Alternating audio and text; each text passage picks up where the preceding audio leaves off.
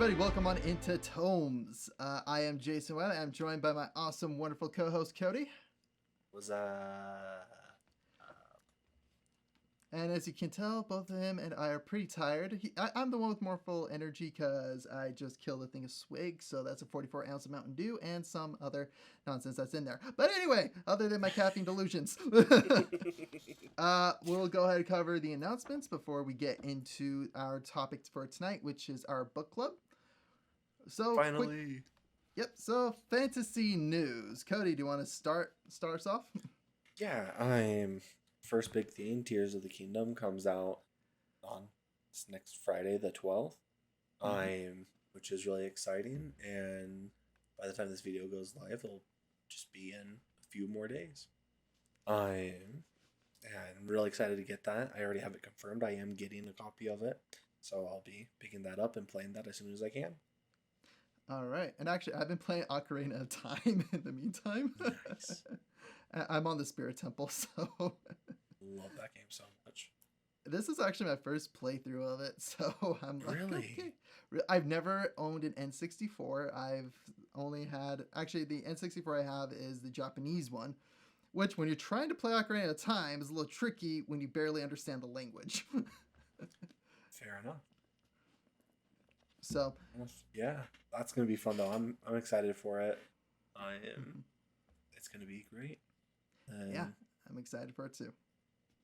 I'm on to the next thing. The Dune trailer came out, which I know you're very excited about. Yes, and oh my gosh, I'm so excited. I've already made a react, and I will post it the same day that we're posting this. And I'm also going to have it be in this episode too, probably right about here. Hey guys, welcome on into Tomes. I'm Jason Wiley. I'm one of the hosts of Tomes here. And right now what I'm going to be doing is a live reaction to the Dune Part 2 trailer. Again, I've already seen it a couple of times, so I'm going to be rewatching it now that it's not like so super fresh in my memory. So I'm wanting to watch it, give kind of an in-depth analysis of what we are going to be seeing in this upcoming film of Dune Part 2. I'm so excited, but without further ado, let's go ahead and dive on into the trailer. It's breathtaking. When you see sand here, imagine water. If you dive in, you can't reach the bottom. You dive in? Yes, it's called swimming. I don't believe you. In the shadows of Arrakis lie many secrets. But the darkest of them all may remain. The end of House Atreides. Your father didn't believe in revenge. What if Paul Atreides were still alive?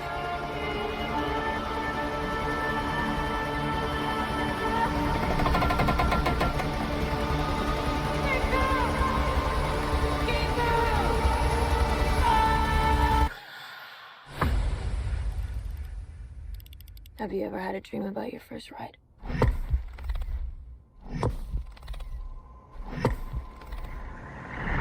Don't try to impress anyone. You're brave, we all know that. Be simple. Be direct.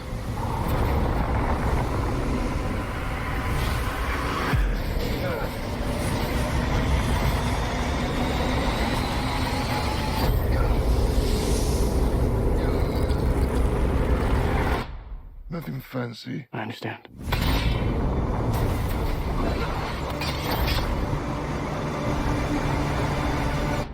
Nothing fancy.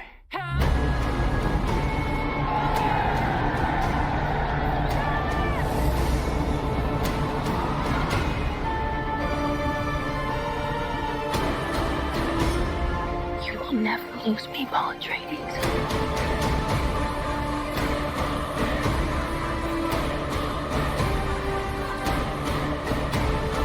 We gave them something to hope for. That's not hope! May thy knife chip and shatter.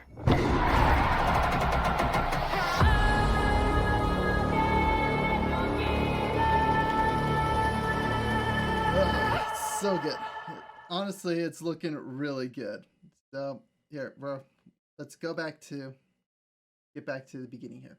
So one You thing stand that here. immediately I'm already taking into account is the film is going to dive more into Paul and Chani's relationship. Chani is Zendaya's character.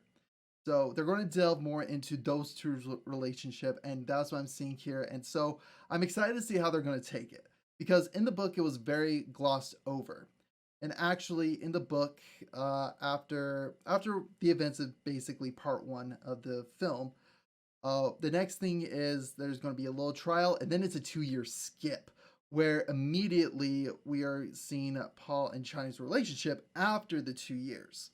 So that's one thing that I think this is going to be doing a fantastic job with, is it's going to build Chani and Paul's relationship and really make it feel like that these two really do belong together. So that's one thing I'm already seeing and I'm already appreciating from the get-go. Imagine water. If you dive in, you can't reach the bottom. You dive in. Yes, it's called swimming. I don't believe you. In the shadows of Arrakis lie many secrets. So this is showing Jessica as she has assumed the role of the Reverend Mother for the Freeman. So we're already seeing the Palanquin, we're seeing it with the markings and already with the blue eyes. The blue eyes are proof of an addiction to the spice melange. But so, anyway, continuing. But the darkest of them all may remain. So this is going to be Princess Irulian. This is the Emperor's daughter. In the books, how a lot of the chapters start off is a quote by Princess Irulian talking about Paul as the kind of leader of the Freemen, the Maudib. So it's kind of cool to kind of see that little reference here as she is making these logs about Paul Atreides, about the Maudib. I am pretty sure I'm going to be butchering that name, but it's been a while.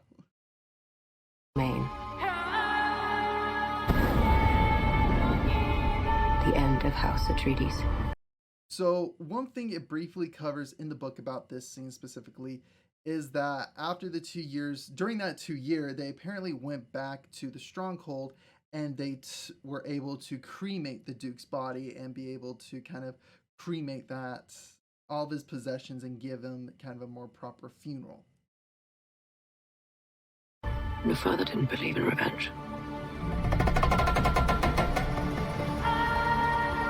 What if Paul... I just want to take a second here. That is an awesome shot. Just the cloak billowing in the wind, just it's just major props to the camera guys. Just, that's so good. What if Paul Atreides were still alive? So, here's the thing. They did not know Paul was alive. There was no body to confirm, but they all assumed because they got lost in the storm. So it was very much more of a revelation when, the Maudib is Paul Atreides. And actually what happens in the book, I can't remember this character's name for the life of me. I am so sorry. But he believes that Jessica was the traitor and not the doctor. So he is working with the Harkonnens to basically try to avenge Paul. And it's actually kind of confusing on his end. He believes that Paul is dead, and he believes it was due to his mother. It was his mother's fault. His mother was a traitor working for the Harkonnens. So he is very much hell-bent on trying to take down Jessica and Paul, nonetheless, he's working for the Harkonnens due to like a vengeance vendetta. And overall, it is the Emperor who executed the House Atreides. So by working with the Harkonnens, and the Harkonnens' goal is to overthrow the Emperor at some point.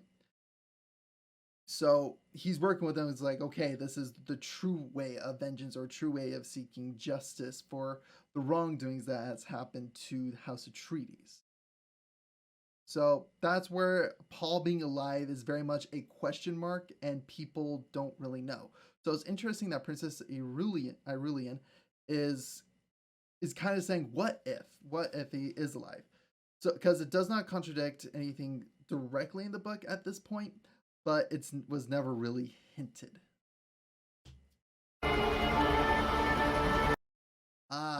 Okay, so now we're meeting one of the other Harkonnens. This is basically who the Baron kind of wants to have inherit Arrakis.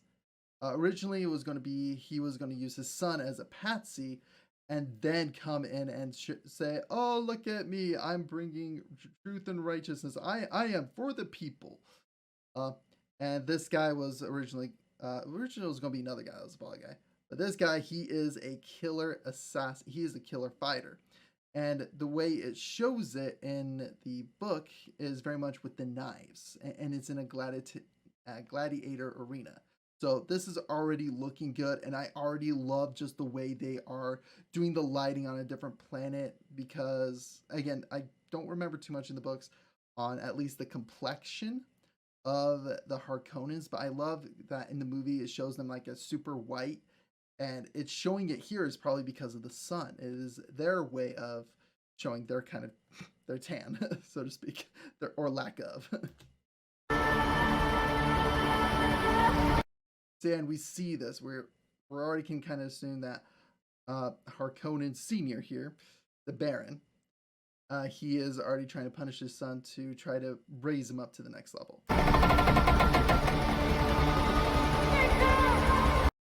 Although, I think that is a really cool effect. I think this is inside the Siege, or the sect. And that is very important. I won't dive too much into it, but this is how Paul is able to ascend to the next level, and how Jessica becomes the Reverend Mother of the Freeman.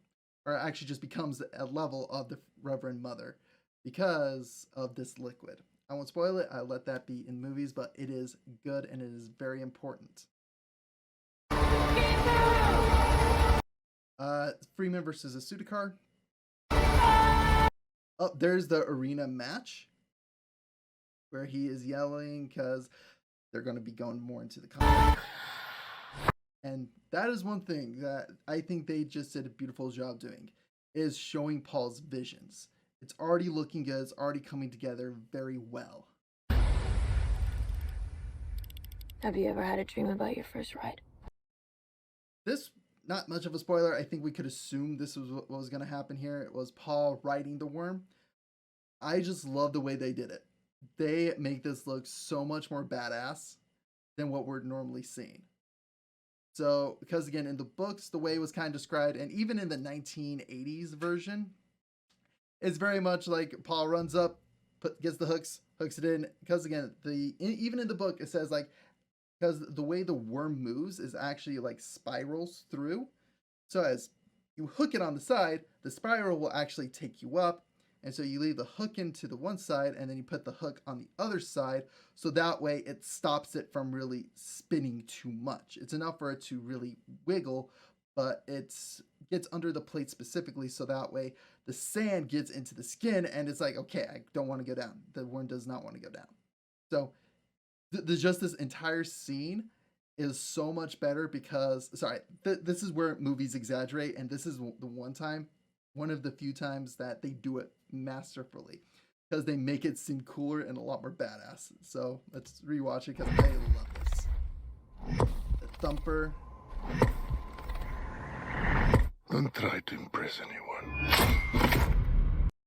I can give you the reasons why Stilgar is saying, "Oh, don't try to impress anyone," is because he is, in one respect, Stilgar, the guy who said that, "Don't try to impress." Stilgar is the leader of the Freemen, so to speak, and so he sees Paul as kind of an upcoming rival. But this is where Freeman culture is very different, very interesting, and I'm curious to see how they do it in the movie. So I'm really excited. Like, this is one of the few trailers I'm actually like, oh, yes, I'm excited. I like the changes already. You're brave, we all know that. Be simple. I love the run. Be direct.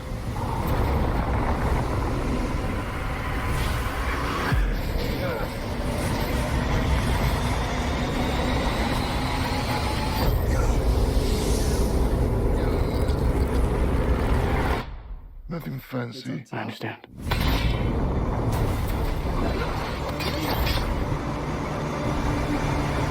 I like it. Nothing fancy. See, I'm curious because this entire scene in the book is a little different, and I'm really curious to see how they do the 2-year time skip. Whether or not they show Chani's and Paul's relationship at this point that it is in the book, or if they're just going to do away with one very important detail. I'm not going to say it until after the movie comes out because I don't want to spoil it if it is in there.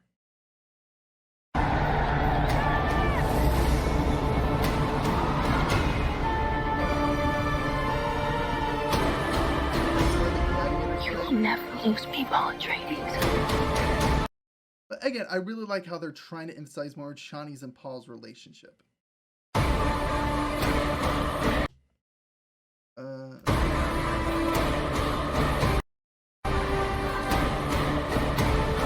We gave them something to hope for. That's a very interesting thing. I really like this.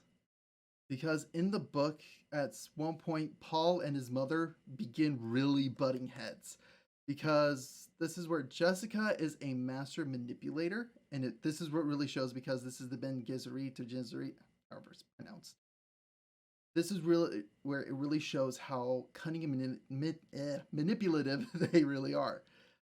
Is because she's saying, oh, they view Paul as a leader. Okay, let's make sure they still see him as a leader and get them underneath his thumb. And for him, he's seeing these visions of the future where he's created kind of a jihad, kind of this just religious group that will follow anything and everything he does, or anything and everything he says, and they do it like a zealot. So he's trying to, in one respect, prevent that. And Jessica's trying to encourage it. And he's just like, no, I want them to actually have a future. I want them to be able to stand on their own. So that's what I find very interesting. And it shows it in this trailer that those two are already butting heads. Not home! And I just love this scene just because it works so good. It is kind of a nod to the 1980s because of the way he does the... May thy knife chip and shatter. So this is where it's going to be very cool, very interesting, is we are finishing the first book. Because that scene is at the very end of the first book. And I believe that's going to be the climax we get to. Is Paul versus the Harkonnen, who's a master with the blade. And what he said is like, may your knife chip. That's like, yeah, may thy knife chip and shatter. It is a Freeman saying, is a Freeman slogan on going into battle. Usually this is more of a diss because he's saying, you're not even worthy. I want your knife to break. But nonetheless, that's kind of what that line is saying, is like, may your knife chip and shatter. Basically saying, it's almost like saying break a leg, but actually he's going to break his leg.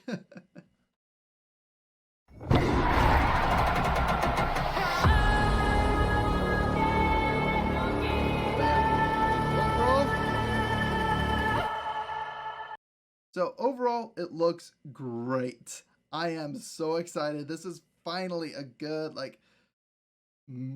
book to screen adaptation. And I am so excited for it. This one might be on the same level and same tier that Lord of the Rings could be. That's the potential Dune has. And I am so excited and I'm so here for it. Is it will be on this, hopefully on the same level, same caliber as Lord of the Rings. But anyway, guys, thank you for tuning into this trailer breakdown. And I cannot wait for November 3rd to where we can actually go and see Dune Part 2 in theaters. So when it concludes, there's actually a few things I said wrong in the analysis. One of which was I was saying how Gurney Halleck is trying to overthrow Jessica when actually he doesn't know that either Paul or Jessica is alive. It's not until he runs into Paul again. He's just like, yeah, no, me and my mom were able to escape. He's like, your mother? The traitor! The treacherous woman! So I got that wrong. Again, I think I just phrased a few things wrong. And actually in the video, I know I butchered a lot of the names, so that's why I have it put underneath in. is because, dude, some of those names, bro. Yup. Welcome to fantasy. Yeah, it's sci-fi, but again, Same I'm so excited. It looks so good. Like, and it looks like they're being so faithful to the book. And again, I think towards the end of it, it's gonna be. I said it's gonna be like Lord of the Rings is trying to be the same as it. No, sorry, it's the other way around. Dune is. I think it could get to the way we treat Lord of the Rings. I think it has that possibility, just because it looks good. It is staying true to the source material, but it's making changes where it is absolutely necessary. Like, I do love how they're going to probably dive more into Chani's and Paul's relationship. And actually, as I was going through, I came to one other conclusion, is that Paul does the worm writing before the 2-year time skip in the movie. Okay. Because what gave it away were the eyes. His eyes aren't blue yet. They aren't the blue within blue. His eyes are still normal. And actually, and then if you look at the very end, when he's talking to Phaedratha, may his knife chip and shatter, his eyes are the blue and blue. Yes. So I have a couple ideas on where they might take it, but we'll cover that in a more in-depth Dune episode. Sounds good. So I just wanted to clarify those points that I did wrong. So other news, Hollywood writer strike has happened this week. Yeah, tell me about that. Do you know what the main point of it is? I don't. I just saw the title of the article. I didn't read it. So the Hollywood writer strike, again, the main key point that I'm taking away from it is that basically, yeah, they have been making demands to up their pay rates, because what's happening is back when TV sitcoms were still a thing, like How I Met Your Mother and shows like that would air like 27 episodes. Yeah. They would pay the writers for all those episodes throughout the entire season. Whereas now that they swapped over to streaming services and they aren't doing as many episodes, they've slashed their budget towards the writers. Oh. So what they were trying to do is they were trying to increase their pay for working on these streaming services. And actually, with a lot of these streaming services, they're not hiring as many writers because of how short the seasons are. Yeah. So they came in with demands saying, like, we need you to basically pay us the living wage that you did for when we were doing 24 episodes, even if we're doing 7. Like, we still need that pay. Yes. And for them and for the studios, they're like, we got a budget and we can slash yours easily, so why not? So that's why they're going on strike, is so that way they can get their demands met so they can make a living wage. Yeah, that makes sense. Which I'm all for. You know, the last time I remember this happening where the writers went on strike, we got the gem, the absolute gem. That is the Dr. Horrible, or was it Dr. Oh, yeah, Dr. yeah. Evil, Dr. Terrible? Or, yeah, let me pull it up. With Neil Evil Patrick Sing-Along Harris, blog. right? Yes. Yeah. And Oh, that Nathan was just... Fillion. Yeah. Oh, that was so good. Dr. Horrible's Evil Sing-Along blog. That's right. So, if anything, I'm hoping what this does is, this is where one part of me does want Hollywood to implode a little bit. Me too. Just because I do feel like we need to have a good reset for writing. Yeah. Like, that's how I really feel. And, oh yeah, and I think one of the other things that they have addressed is AI. Okay. Artificial intelligence taking over some of their writing jobs. And so they are wanting demands saying that, no, you're not going to use AI or AI learning to learn our writing style so that way you can copy and fire us. Okay. So this is where there's an entire conversation we can have about artificial intelligence, but like, I think it's good in some cases, bad in other cases. So here's one area that I really appreciate it. So one of the games I absolutely love is Escape from Tarkov. Mm-hmm. Well, right now, and since the game was created, they've had really bad problems with cheating, hackers and such. Yeah. And a lot of that has to do with the netcode. Well, Okay. they basically said they couldn't address it because they'd have to change the entirety of the base netcode. They're using AI to write the vast majority of the code, and they're redoing it now. So they'll solve a ton of the problems with hacking and cheaters. Mm-hmm. They won't be able to do it.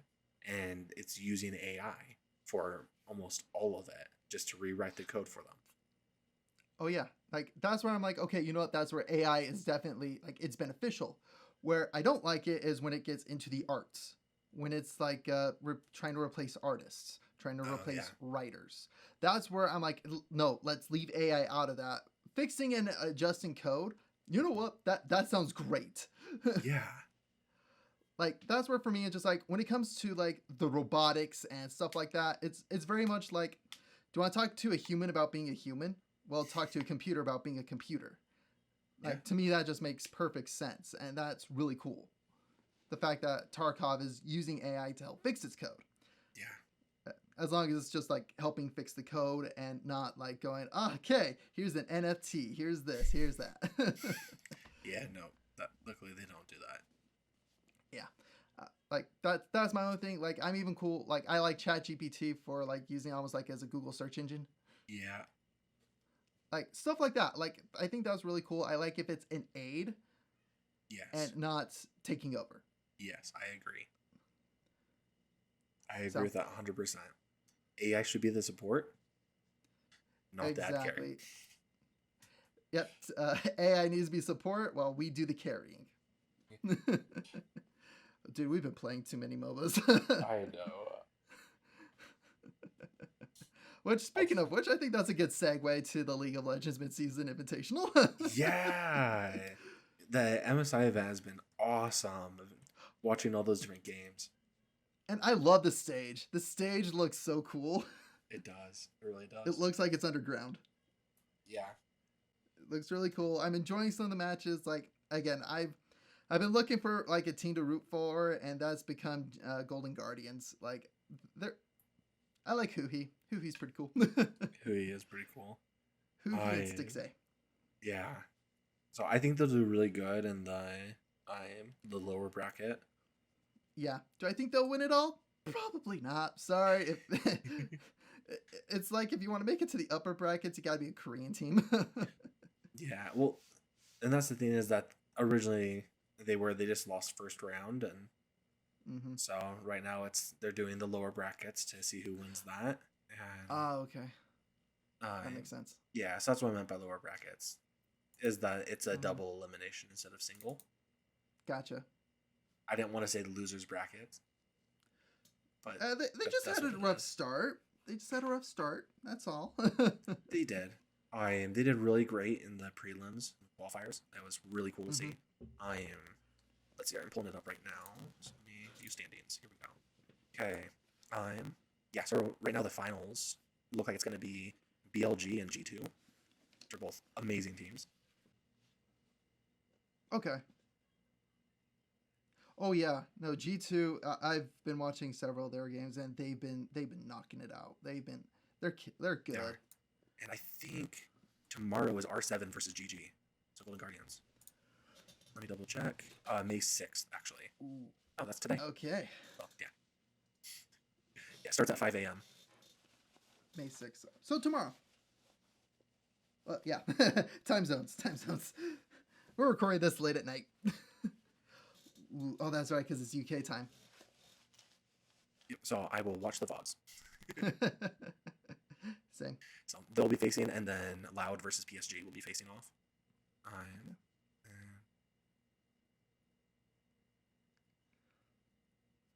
Okay. Yeah. I think whoever wins the loser brackets get a chance back at the higher brackets too. Yeah, I think so too. I think they get a fight for like who gets to like. I think they do then like first and second, or I'm saying first and second. Like who they get to compete for like third and fourth and first and second. So if they are able to win, they get to go to first or second. So yeah, that's exciting. Yeah, it's very exciting. Yeah. Okay, so on to a different kind of festival, but still in the UK, Warhammer Fest. Oh yes. Warhammer Fest happened last week. 10th edition is coming out. They finally revealed kind of what month is coming out, which is next month in June. So they have been slowly showing out more and more faction spotlights. Like they've shown Space Marines, they've shown Chaos Space Marines, they've shown, of course, what are they called? Shoot, crap. It's like their main spotlight, like it's the main enemy they're facing. It's again, I can't even say it's aliens because that could be the Tau, the Eldar. Necrons. Not the Necrons, but they did actually do a spotlight for them recently.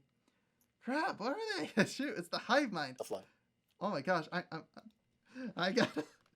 Oh my gosh. Tyranids. That's what they're called. Oh my gosh. Actually, yeah, last week after we did the recording, we were playing League, and I was watching Warhammer Fest. Okay. Yeah, that's the one I was like, okay, that one looks funky. It was like a spider that's got smoke coming out of its butt. That's funny. Makes sense. Oh, yeah, that's one of the Tyranids. That's awesome.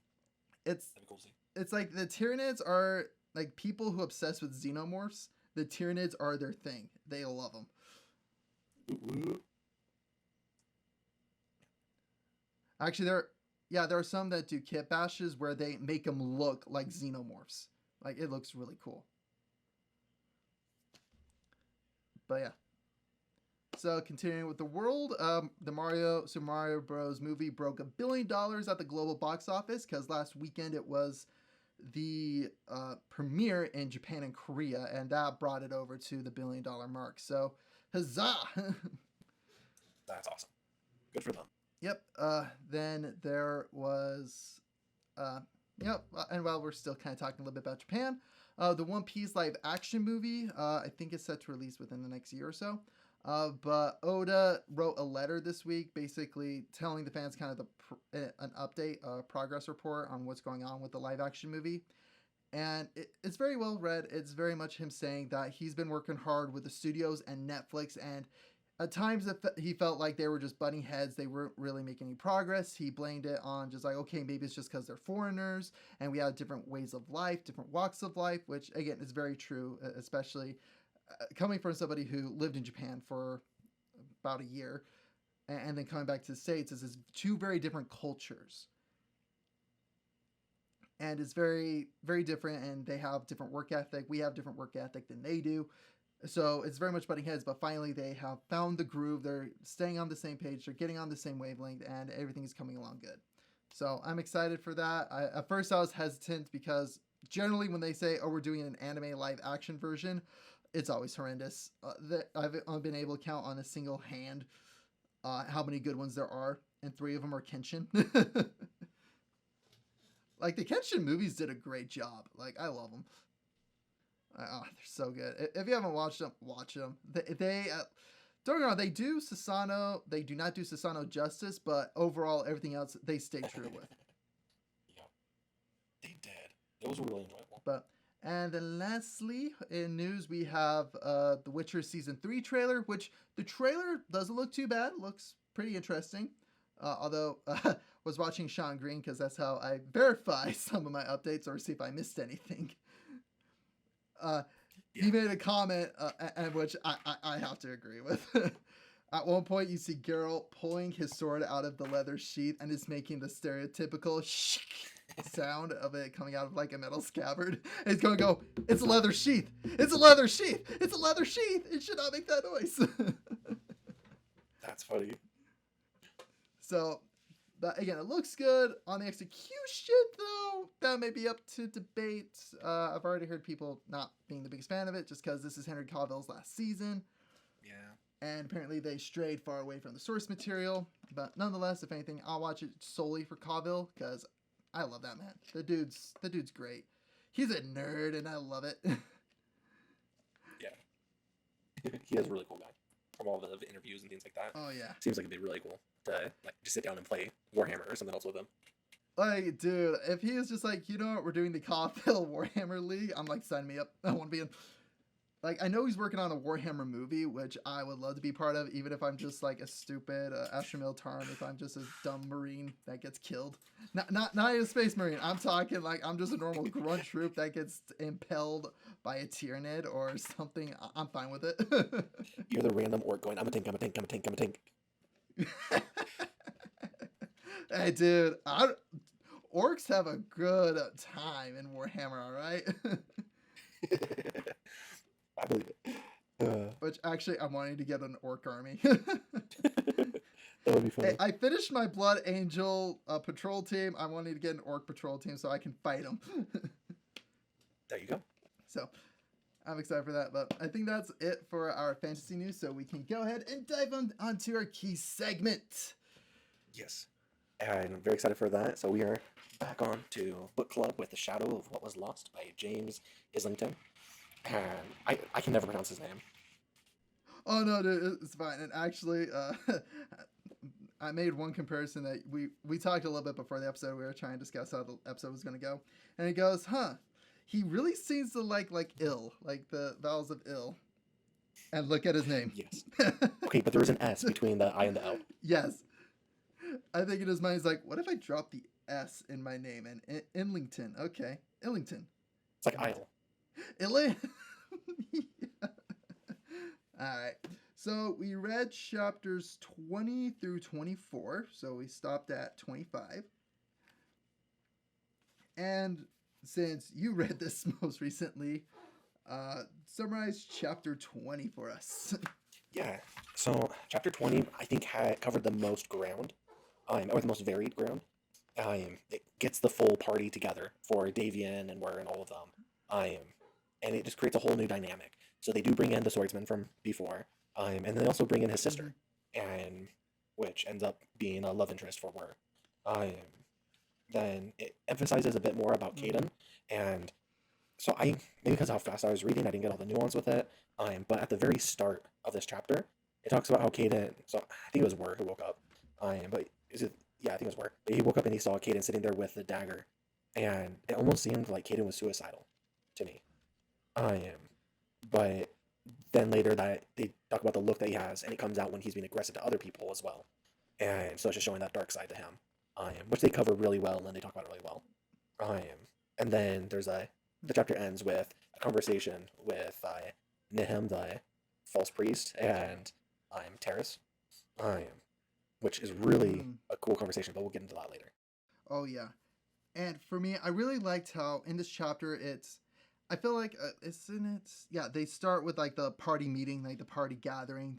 Again, I'm using D&D theory here. It's like the party is now gathered. We've all come from our session zeros. Now we're all here to embark on our journey. Yes. So I feel like now we're really getting to the session. We're getting into the story of it. And I really like how he has slowed it down from kind of this neck break speed of like, let's hurry, get here, get here. I feel like now we are here, and he has slowed it down. He has put the brakes on. I agree. He's definitely, things are dragging out, not dragging out, but they're elongated and slowed down to where you're just enjoying the story, piece by piece and all of that. Yeah, now we're really seeing the character development. Like again, we see with Wur, we see with Davian, and again Caden. Like we're seeing them all grow and change. We're seeing it. Like and that's where I've enjoyed in this last section. It's been great. One of the things I did notice throughout all these chapters, I don't think Davian has been the main character of any of these chapters. I'm pretty sure Wur and Asha have been the two main characters. Yeah, Davian, it's more like he has switched from the A character to the B. Yes. He has really, like, he does have key important parts, like him overhearing the conversation between Terrace and him. Yeah. So he's still definitely relevant. But besides that, yeah. But it's more on like, okay, go for it. I understand that he took a step back, and they're letting other characters shine and come through and really elaborate these other characters more. Mm-hmm. And it allows us to really connect with these other characters, and then that way, when it's Davian's time to shine, he can step forward. Like, that's very much kind of the vibe I'm getting from it, is he stepped back because in one respect, okay, they're just traveling. He already has a connection with Wur. Well, Wur's now the one with the connections to all the other people. So it makes sense why we're going to War as the main character is because he has the most social standing in these situations, because he knows Ulrich and his sister. Well, I shouldn't say he knows Ulrich. In fact, Ulrich really doesn't know who he is, but his sister does. Yes, Desia. Desia, that's her name. Yep. I love that comment though.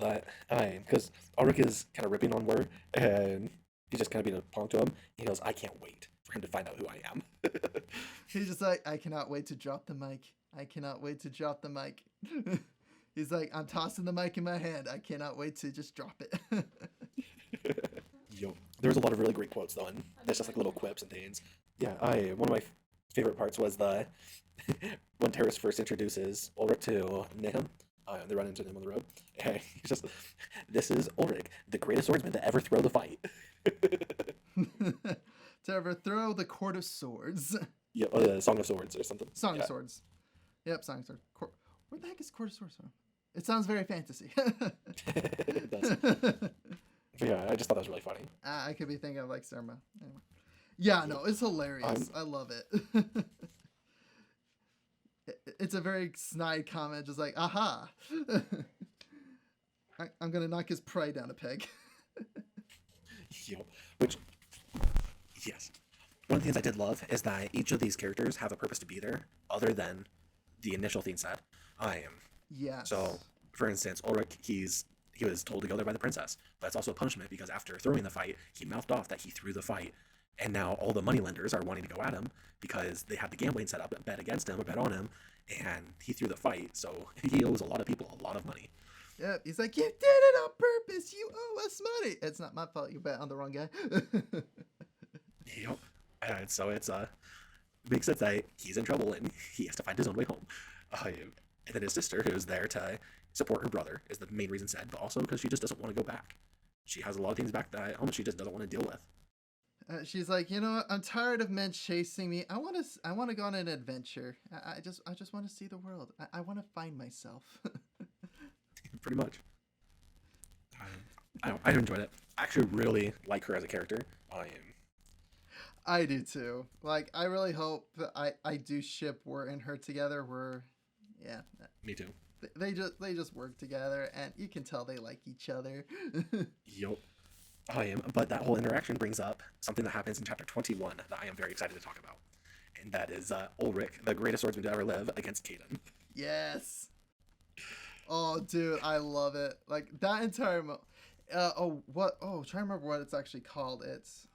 I want to say it's like called a Worf moment or something.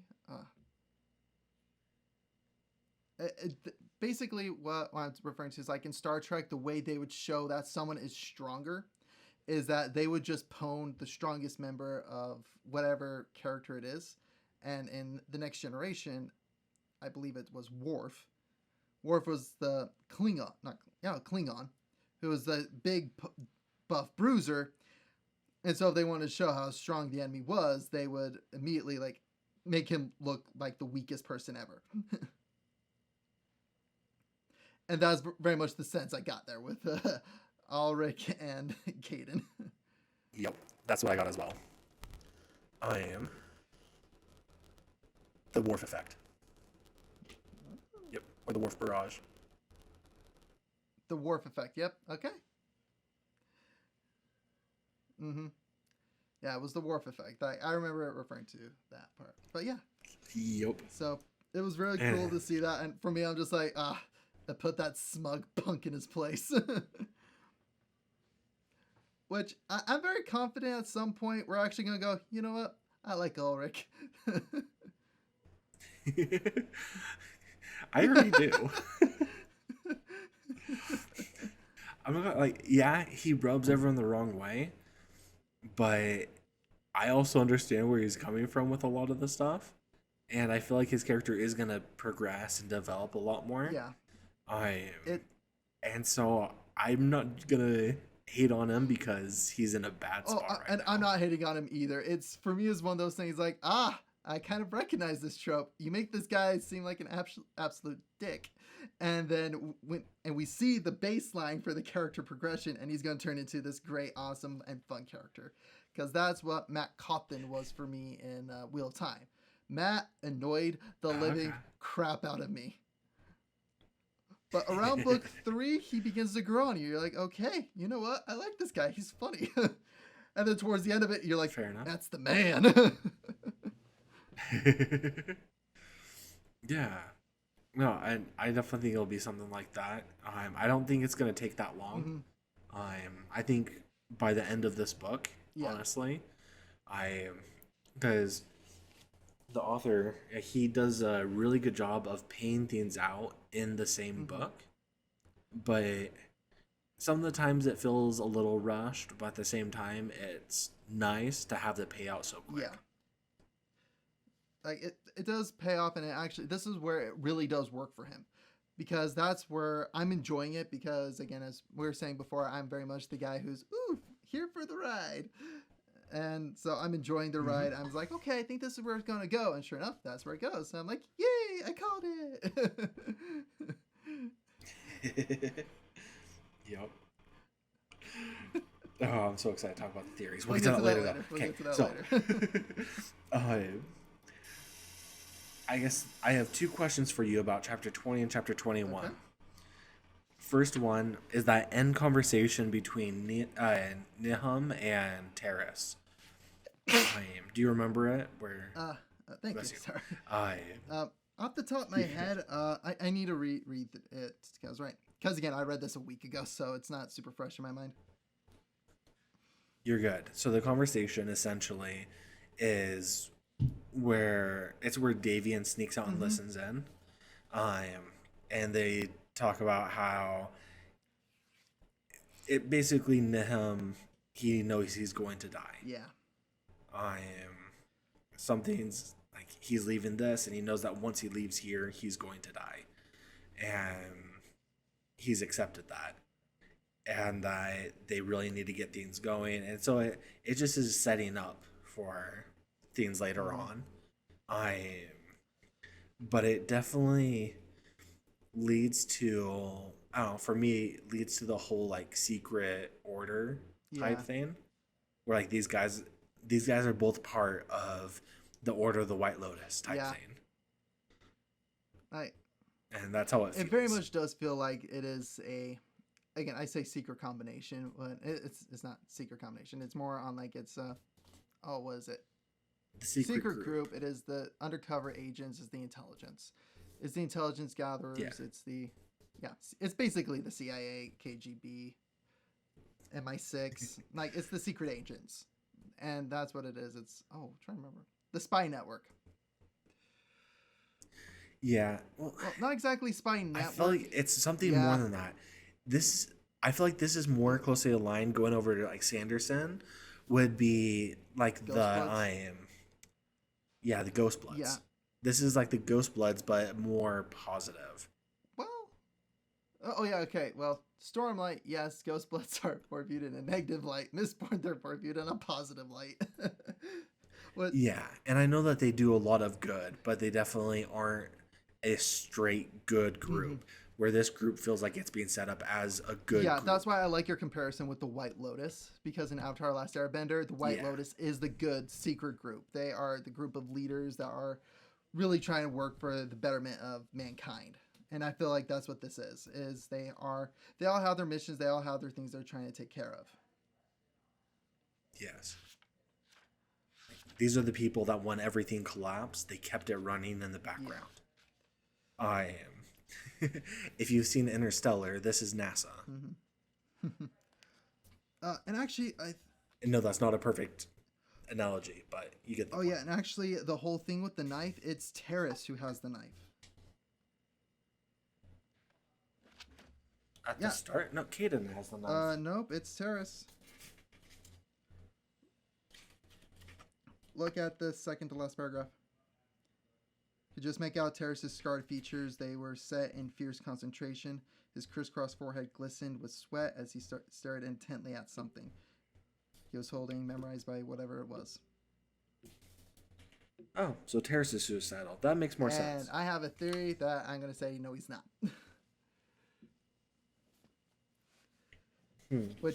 Or he was looking at killing someone? So actually, I think this covers it in chapter 23 when we get back to Asha. Okay. I think that the knife is a enchanted object, basically. And I feel like he's having to fight against that possession.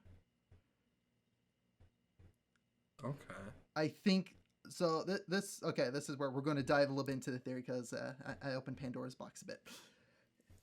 I feel Yes. like yes. We're thinking back to his trial.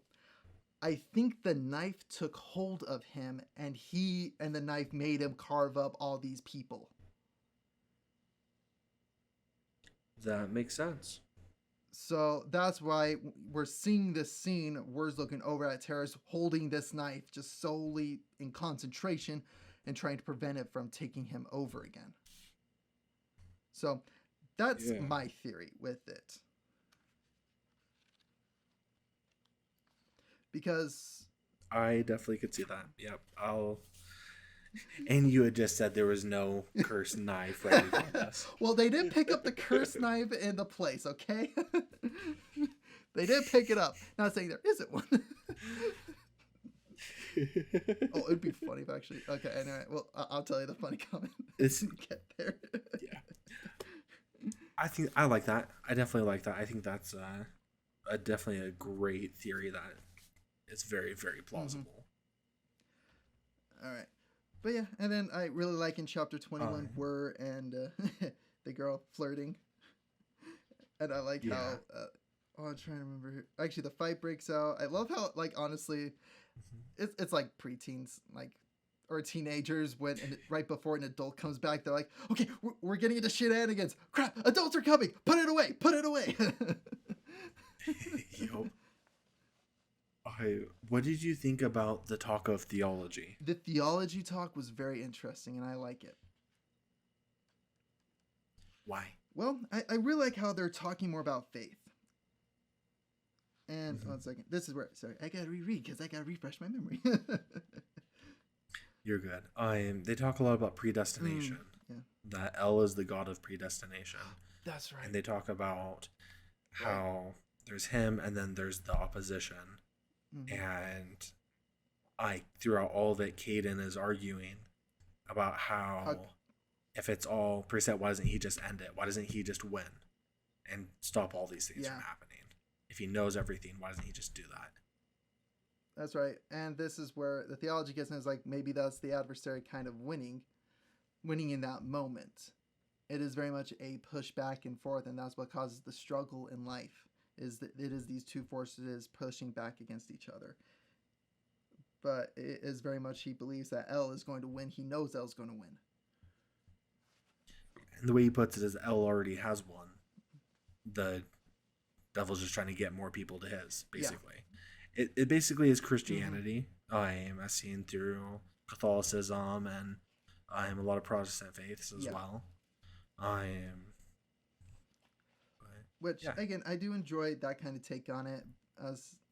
But for me, I'm also, they could even dive into more as just like, I know at least within, or at least what I personally believe in, I believe in our faith as well, is that it all comes down to agency. It is our ability to choose right from wrong. And I know Heavenly Father is not going to overstep his bounds to prevent someone from using their agency, but that doesn't mean that doesn't dictate the consequences. Correct. And so this is just like, it's very much like, it's kind of the same idea, but two different versions of it. It's like how to make cookies. This is one for sugar cookie. This one's for chocolate chip. They may have the same general base that it is a cookie, but there's different things inside of it. Yeah, it's the difference between foreordination and predestination. Yeah. And this is talking about predestination. So just that, yeah. But yeah, I did enjoy the talk, and I do really kind of enjoy the little nod. Because, again, really what sells a world or a society, a culture, is the religion. Religion is a big founding part of just about any nation. If you look at our nation, again, Pledge of Allegiance, under God, indivisible. Yes. If you look at England and the monarchy, they do it inside a Catholic church. Like, it's I'm England not don't do Catholic. Catholic Oh, is it Church. Protestant? It's a Protestant Yeah. church. It's the Episcopal Okay. Church. But still, it's for their coronations, they do it inside a church. Royalty was always, like, again, we look at ancient Egypt, the pharaohs were the embodiment of the gods. Yes. Westminster Abbey. And I believe in. I'm looking it up because I want to get this right. Oh, yeah. I don't want to be saying. Oh, yeah. false No, things. I understand. And I'm just going to continue on, just including in Japanese. Yes. They believe that the emperor was the reincarnation of one of the deities. Like, it is a common theme that a lot of these cultures, they take their roots in their religion. And so to really flesh out a society, you need to have the baseline religion. Anglican.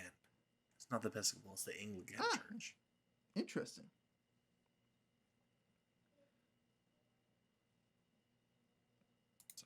Okay. But, so again, that's where I really much do appreciate the fact they are diving into religion at this point. I agree. I really enjoy it. I'm especially concerning who Caden is. Mm-hmm. Did you catch that? I did not. Perfect. Okay. I won't talk about it anymore then. So, anyways, I have a theory on who he is, but that's I think so. We'll get to theories and concepts Yeah, after. and you can tell me I'm wrong. And how bad I'm You're wrong. probably gonna be right. But anyways, so Asha, what do you think of Asha's portion of and talking about the visions and her going through and reading all of those? I really do enjoy Ash's chapters. It is a slow burn, but it's showing the bigger picture. Ash's chapters are showing the bigger picture on what's going on the big stage. Whereas Davian and their story is very much like the adventure story on what's happening currently. Like, it's using Lord of the Rings. It's Frodo and Sam taking the ring to Mordor. It's their trials to get there. Whereas then we cut to Aragorn, Legolas, Gimli, and we're seeing the bigger picture on the kingdoms fighting each other, the wars that are going on, the plots, the orc invasion, where we see the bigger scale through them. So I like how we're seeing Asha's scale, like, viewpoint, because we're seeing it on the national level. We're seeing nations beginning to move against each other. We're seeing the bigger plan the bigger game that's happening. Yeah, I agree. I think that's a really well done way to do it as well, to keep those parts separate. Yeah. It gives almost the feel of two different books. Yes.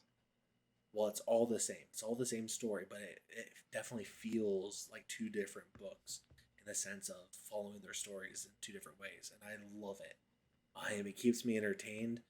It makes it so that way I have to, like, you switch gears, and it keeps you more focused. You're able to read longer because it's not the same thing over, like, continuous.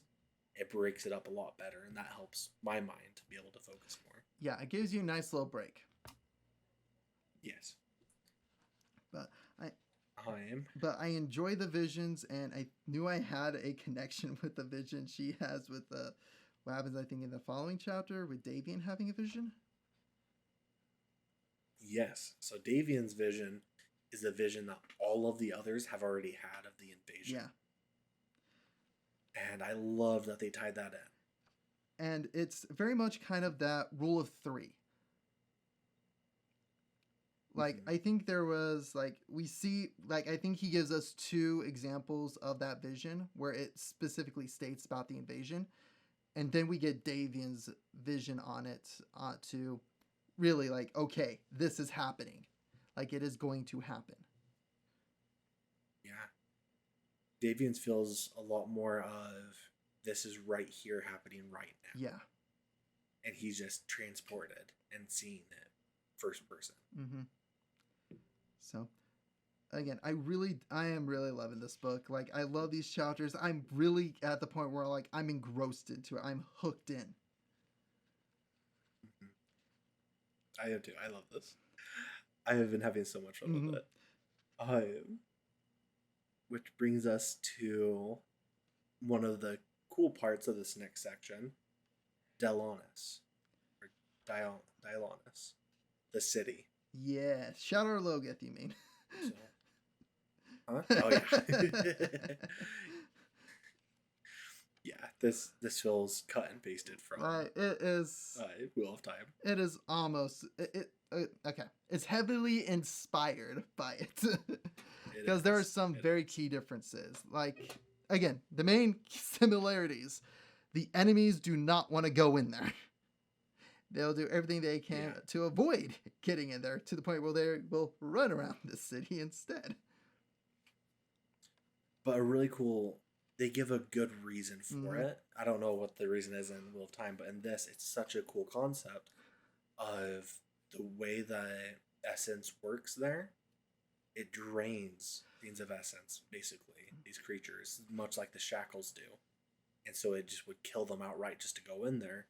And it makes it excruciating for the gifted to wear those shackles inside of it. Okay. Yeah, it is a very interesting. Yeah, I like that take. Shadar Logoth is a lot darker. The reason why in Wheel of Time they're not able to go in is because they even view it as too evil. Because what happened was, after the breaking of the world, one kingdom decided that, oh, we're not going to side with the dark side. In fact, we're going to go darker. We're going to go more evil. And use that dark power against them. That was their thinking in it. They've been watching too much Riddick. A little bit. Actually, this came out, I think, before Riddick, I think. Oh, I'm sure it did. That was just... but yeah, it's kind of it's a comparison. But no, it's very, it's almost copy and paste. But I really do like Cadian's aspect in this, because this is where it begins getting different. It's very much like, okay, we have the same general idea. And again, you look at fantasy, you can make comparisons towards just about any fantasy books and you'll find parallels. Besides the way the kind of city is structured and the general atmosphere, other than that, they're different. Yes. So, like, their approach to it is different. Same general concept, but different execution. Yeah, I definitely agree with that. I'm just from watching the show and reading this book. I definitely agree with that. I could just definitely see the heavy influence from Wheel of Time, and I thought that was kind of cool. Yeah. But I mean, having a cursed city isn't abnormal. You're going to see that in a lot of fantasy novels. Heck, even Legend of Zelda. Yes, Zelda has that. So does, if I remember correctly, the Secrets of Dune has a city like that. I don't know if you ever read those. But yeah, I read those when I was younger. Actually, I think I found a Secret of Dune book the other day. Oh, man, those are so good. But anyways, yeah. What do you think of the creature? Creature is very intriguing, very interesting. Does it remind you of anything? A little bit. Anything else in the book? Shoot. Okay, and we're in chapter 24 now, right? Yeah, 23 and 24. Okay, because 24 I know delves more into the creature, so I gotta reread it. Yes. In my mind's eye, I immediately pictured it as like a ring wraith kind of looking thing, but okay. Because for me, I was like, oh, dark cloak, dark hood. Yes, and I mean, not necessarily how it looks, but its abilities and the different things about it. I mean, it flat out says that it has the same weapon that the Shateth have? Yeah. But there's a different creature that we've already met, other than the Shateth, that I think this is related to. This is one of the theories. This is why I went during when I was looking over everything. All right, well, just tell me. Okay, we're at the point. So, going back, this is when Asha was at the talking to the Sanhedrin at the Sandria, whatever it's called. Yeah, there was that creature there that killed the other Oh. guy, the Watcher. oh. He said, 4 of us are hunting. 1 hides, knowing what he is. This is the Esherai, the 5th Watcher. These are the Watchers. So this is the Esherai. He's the true traitor, the one that's hiding because he knows who he truly is. Dang. That's dope. That's my theory. That's my theory with it. And I also think that the Esherai and I don't know about the rest of the Watchers, but the Esherai, this one, is going to become an ally eventually in the war against the creatures and the big bad evil guy. Yeah. No, I like that theory. No, so that's what I had when I was looking back at it. I was like, oh my gosh. Like, it's the 5th Watcher! Yup. That's why you're asking me about the And chopper it's- earlier. Okay.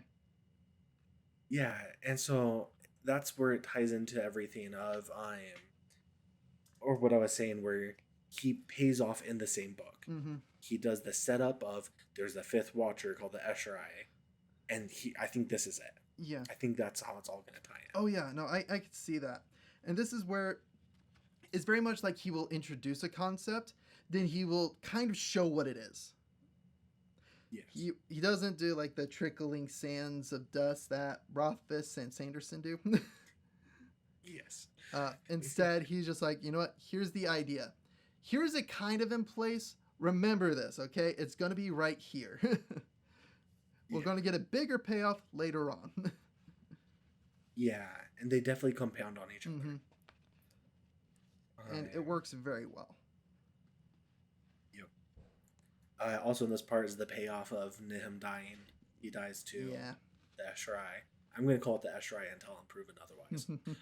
So he dies to the Esherai. And then the Esherai doesn't kill Davian. Yep. So, and immediately, I believe we're supposed to believe that it's because he's an augur. Yes. And first thing what he says to him, it's in the language, I think it's like Dacian or something like that. Yeah. It's like Iliandi Shadi Davian. And so I'm guessing Shadi is the honorific for augur. Yeah, that's what their I'm tongue. thinking too. The Shadi Davian could just mean, yeah, the augur Davian. Which, an interesting thing, the creatures that they're hunting them are the Shah Teth. Ah. You're right. I've been going over the language. As you rightfully should. So I have all of the times that the Shah Teth have spoken, or terrorists even speaking in Dacian with them. I don't know if that's the right way to pronounce that. I just know it starts with a D and I think it has a C in it. I think it's something like that. Yeah. My ADHD kicked in really bad and I couldn't actually read it. But it's some really interesting stuff with all of this. So let's see here. So I have one other theory, but I'm gonna hold off on that one because I already know it's confirmed. But I want to know: is there anything else from these chapters that you want to talk about? Off the top of my head, not really. Because for me, this is where I'm more enjoying the journey, and there's parts where I could theorize a little bit, like again, like the whole enchanted object thing. But other than that, I'm just more trying to be enraptured in the story, the journey. And for me, I'm really enjoying the character development. But everything is, for me, I'm really enjoying it. And I was like, dang, I have to stop at 24. I really am ready to jump over to 25 now. I know. But hey, this is where you read it instantly, and now you can go, aha, now I can read the next couple of chapters. It's true. Okay, so then I'm going to ask this question, and I'm going to leave this all up to you. I'm not going to say anything. Okay. Who is Caden? Caden, I have two theories. Okay. Caden could be what the frick is his name? He could be Tal. That is one idea I have, because that could explain his crazy swordsmanship, or again, it could explain some of the stuff he's able to do and why he's not under the tenants. Because he was there before the tenants were there. So that's theory number one. Theory number two is he could be part of the BBEG's plan. Not Tal Kamar, because that's Tal. But yeah, I'm thinking he might. So why do you think? Yeah, okay. The reason why I'm thinking maybe he might be the big bad evil one is because I think during the conversation, the fact that he was kind of arguing against the deity is just very much more on, I think, is conflicting with his like personal nature that he is trying to fight, where he's ready and instantly ready to, again, commit murder.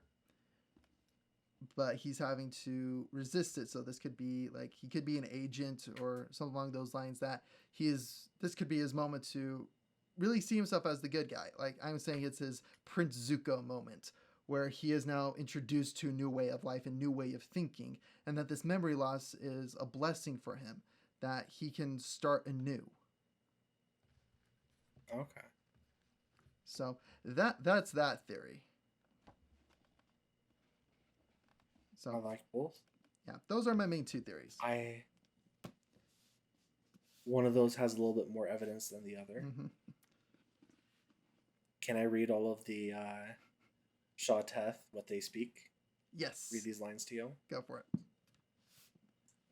So this is when the Shawteth or not first, but like the second time the Shawteth show up, and they're trying to go after Caden. Mm-hmm. That says, Durai Ildos Tal Kamar Shawteth. Shawteth Eldris Karathgar C. To which I just forgot his name, Terrace, responds, Eldare Tal Kamar Shawteth Eldnis Gildan. Okay. They're trying to get Caden. Yeah. There's only one name said in there. Okay, wait, read it back to me.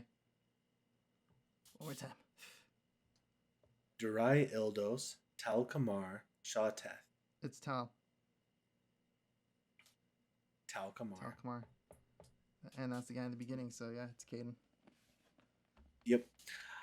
I love that he laced it into the other language, because how many people are actually going to read that instead of just skimming over it? Yeah. To be frank, it's a different language. So like, I'm not going to understand it anyways. I was going to But he laced those little nuggets inside of it. Yeah.